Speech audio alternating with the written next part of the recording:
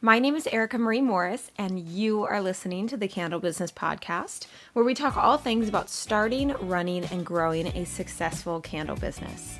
From marketing to mental health, I cover a wide range of real-life topics that involve the crazy and wonderful ups and downs that is being a small business owner. Hello, welcome back to the podcast. It is a Sunday morning. I got baby boy down for his first nap of the day. I'm hoping that I'll be able to get this recorded because I never know how long he's actually going to sleep for. It's either 30 minutes or 2 hours. So with that being said, let's jump into today's topic. Now, of course, we're going to be talking about specifically candle businesses, but if you are, let's say, a soap maker or jewelry maker, I know that, there are a lot of different types of handmade business owners that watch or listen to this podcast. This could also be something that you may have experienced others doing to you, or maybe you have struggled with this yourself. Now, before actually jumping into this topic, because as always, I always have new listeners. So if you are somebody who is getting started with a candle business, you are either thinking about turning your hobby into a business, or you are somebody who is maybe on the trajectory of launching it within the next couple of months or so, I do have a free candle business launch checklist. It's a download that goes right to your email. So if you go to ericamariemorris.com/checklist, you can download this. And you also join my email list where I send out 1 or 2 emails a month, just helpful tips on business advice and all of that. I've had thousands of you download it and I've gotten really good feedback. So I'm so glad that that has helped you all out. That is really definitely the goal with that. Now, today's topic, we are talking all about copying, imitation, all that kind of stuff when it comes to the candle business world. Now, when we think about this topic, you may be coming at it from a couple of different perspectives. Maybe you are somebody who has experienced somebody else copying you and you have, seen their brand, and it can feel a little frustrating because if you are somebody who has created all of your branding and, just kind of the overall vibe and aesthetic of your brand, it can be a little frustrating when you see somebody essentially just rip off your brand is kind of what I look at it as. But I hope to give you a couple of different perspectives in today's podcast episode.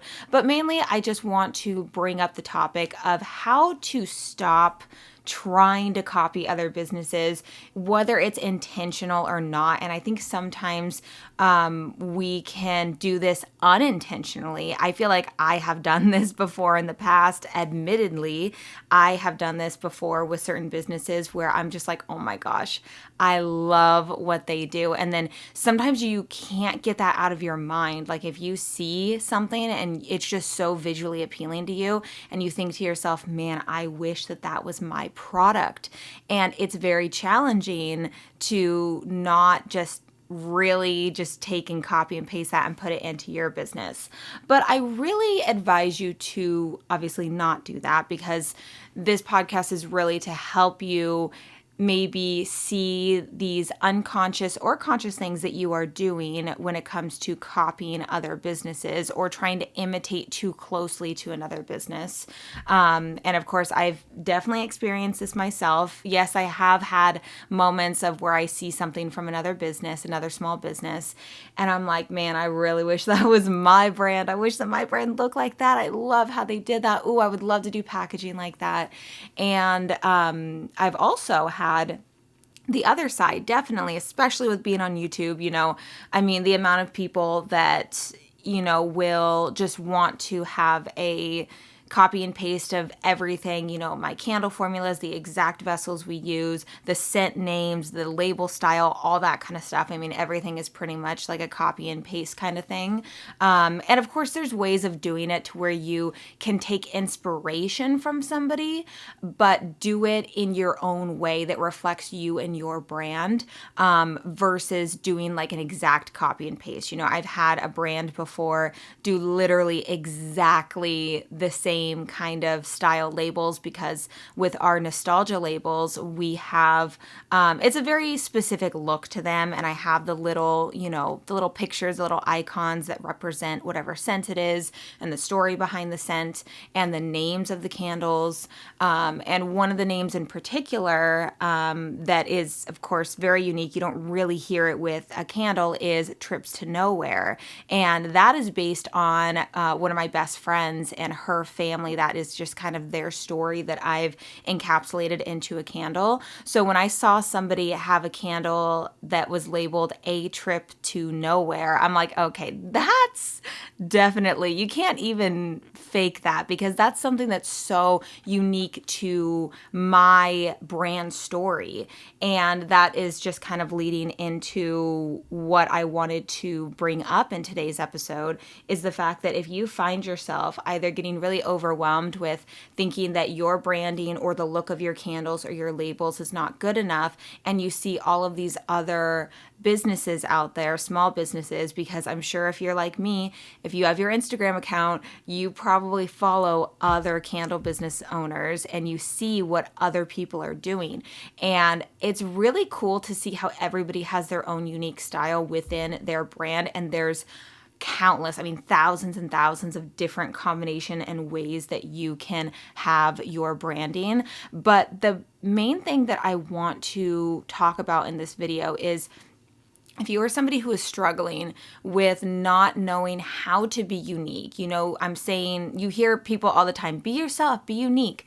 And sometimes, I'm not going to lie, it's challenging to know how to take who you are and turn that into branding of a product. It can be very challenging. It's kind of similar to if you were to start on YouTube and it's the weirdest thing. When you first get started on YouTube, man, you can be yourself all you want, but the second you hit the record button and there's a camera staring at you, all of a sudden your voice changes, your cadence of speech changes. You start saying and like every 2 seconds.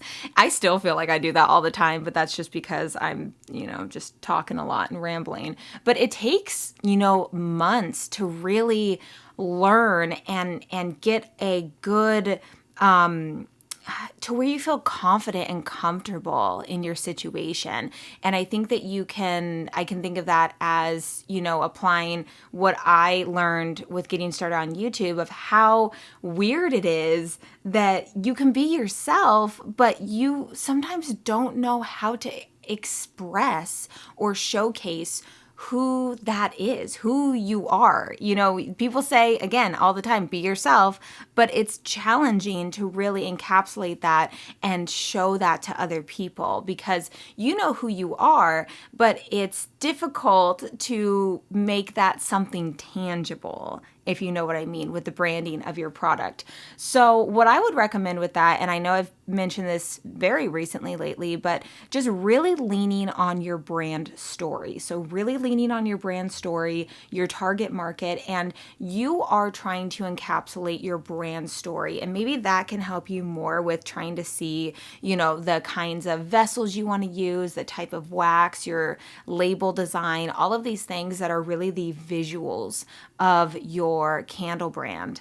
And then once you are kind of tailoring that together, then that should give you a better idea of where to kind of move forward with your branding. Because again, if you have a certain kind of brand story, and you are taking somebody else's design, there could be an incompatibility there. You want to make sure that, like Diana said in the interview, and if you haven't heard that podcast episode, I interviewed Diana from Terra, her candle brand, and she's also the founder of Inventora as well.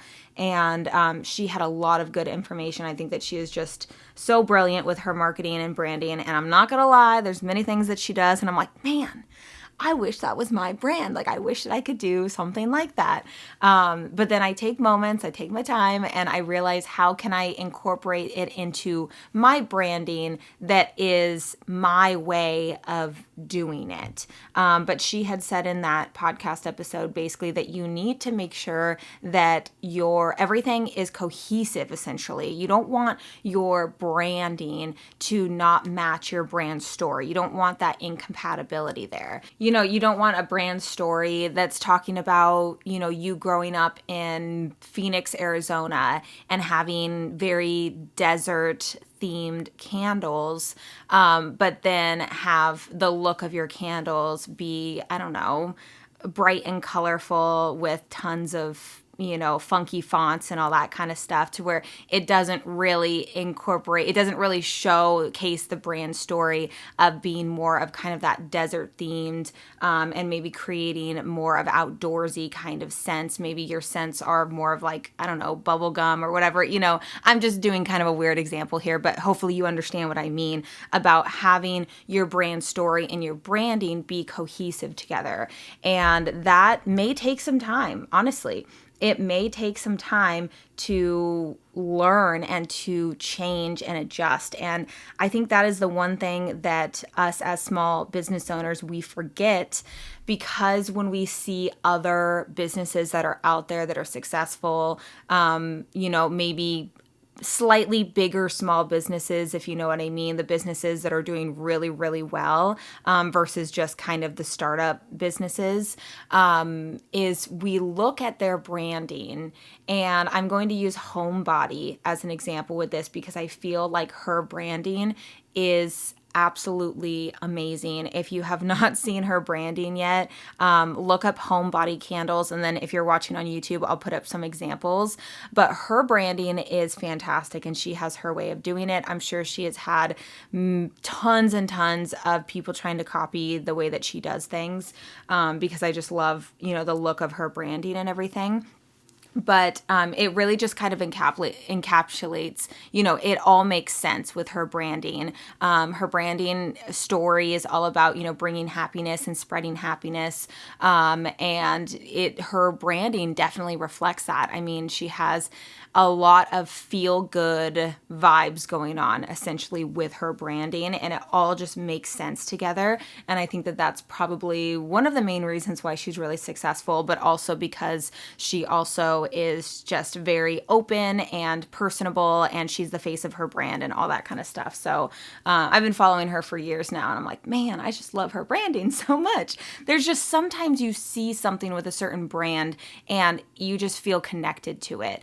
And it could be because she's just very good at being able to showcase her authentic self and being able to have her brand story and everything be tangible in her branding. I hope this is all making sense. I know it's a little weird with how I'm describing it, but I think that my experience with getting started on YouTube and recording and filming and learning about how you can be yourself in front of a camera, but it's hard to be yourself in front of a camera. It's the weirdest thing. Now I'm so used to it. And it's like I'm talking to somebody else that's sitting right across from me right now.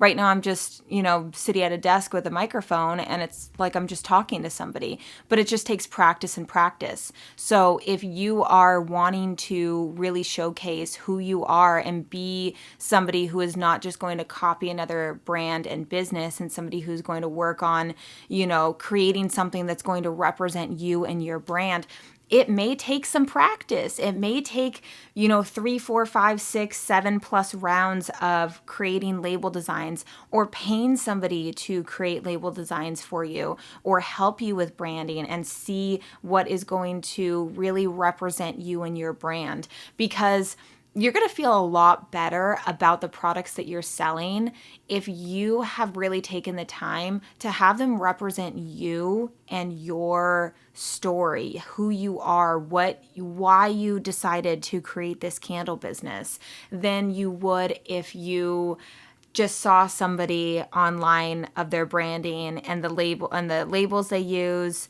the way that they, you know, the label design, the jars they use, and just did a copy and paste with your business, because you look at them and you're like, hey, they're super successful. You know, like if I were to look at Homebody candles and I'm like, she's really successful, I'm going to create the exact same products, the same label designs, and that means that I'll be successful as well. But that's not true, because it wouldn't be authentic to me and my brand. I'm not her. I'm not, I don't live in her head, and I don't have the same kind of brand story that she does. So it wouldn't make sense for me to copy and paste because it's inauthentic, and you just aren't able to really be the brand that you want to be if you are taking too much from another brand and trying to implement it into yours. Yes, I know they say that imitation is the best form of flattery, but there's a difference between trying to copy and paste what somebody else is doing and taking a little bit of inspiration from a couple of different brands that you're seeing. Even if you look on Etsy, you look on Instagram, you look on Pinterest, and you just write down the things that you like. What are the colors? What are the things that are standing out to you? And how can that be, how can you take that and implement it into your branding? Because I think that a lot of times people are a little bit confused on like, okay, well, I don't know how to even go about branding. I've never created a brand before. I don't know anything about that. I think that the best way to start is definitely with your brand story. And I will have a video linked talking all about brand stories, and how you can know, your brand story, your target market, creating a product that is going to really be something that your target market is going to want to purchase. You have to create something that is going to really represent the kind of target market that you will be targeting with your candle. So you have to think of who this person is, where they live, what they do, what they like, home decor styles, all that kind of stuff. And then you'll be able to really know a little bit more about how to go about your branding. Because if you just start from nothing, and if you just think, okay, I want to start a candle business, what do I want my candles to look like? Yes, you can get started with just, whatever kind of label design and all that kind of stuff that you are creating. But ultimately, just know that you can change things at any time. You can keep changing and adjusting. And it has been very challenging for me to not change up my candle label designs because there have been so many other label designs that I've wanted to change to. And I've only changed it up, I think, 3 times. I've changed the font, and I've changed a little bit of the actual look of the candle labels, a little bit different than the way that I used to do it. And, there's definitely other kind of label designs that I would love to change up. I really do love branding a lot. I think that it is a huge part of the success of businesses. It's kind of the sweet spot of being able to be your authentic self, showcase your branding, your brand story message in your branding, having it be visually appealing, having it be something that somebody would want sitting on their kitchen counter. There's all these different pieces of the puzzle that come together when it comes to branding. But I think the overall theme of today's episode, and something that I want you to walk away from with, is that I want you to be able to create your own unique candle business without feeling the need to copy what other people are doing. And I know it can be really challenging when all we see all over the place is what other people are doing. We're on social media, we're seeing what other people are doing, seeing people's highlight reels, seeing literally reels now, right? Seeing all the beautiful photography and videography and all this kind of stuff. And we are comparing our very beginning, our day 1 to somebody's day 1000, and we can't do that. We are where we are right now, and you will learn little by little. I promise you. I'll put up some pictures right now if you're watching on YouTube. You can see the difference between my branding before and my branding now, and it is so different. It has a different feel to it, and that's the whole thing, is what do you feel like when you see your product? What do you feel like when you're looking at, your label designs, the overall packaging of your candles, the product photography, all of these things are going to be combined together. And, not everybody, just remember, not everybody is going to love your products. You are trying to create a product for your target market. And that is not going to be every single person on the planet. So as much as I myself have struggled with, wanting to create something that everybody is going to like, just really, focus on tailoring your branding to your specific market. I'll try to think of some examples that I can put up on screen right now. But if not, take a look on Instagram and see how people are changing and adjusting their branding to be for their audience, and how their candle designs are so wildly different based on the audience that they are selling to. And that's why it's so important to kind of work backwards and know who you're going to be selling to and what your brand story is before you're actually going through and creating your product. I'm looking at the baby monitor right now and I see his eyes are open. So that is actually great timing because that kind of concludes today's episode. I would love to hear, if you're watching on YouTube, go ahead and comment down below. Let me know how you feel about today's discussion. I would love to hear from you. I enjoyed talking about today's topic, and it kind of gave me some ideas of some future videos to kind of dive into, mainly when it comes to social media, and how that can be very challenging as a small business owner. I think that may be something I'm going to write down and talk about for a future episode. But with that, thank you so, so much for joining me today and hanging out and listening to today's episode. And I will see you in the next one.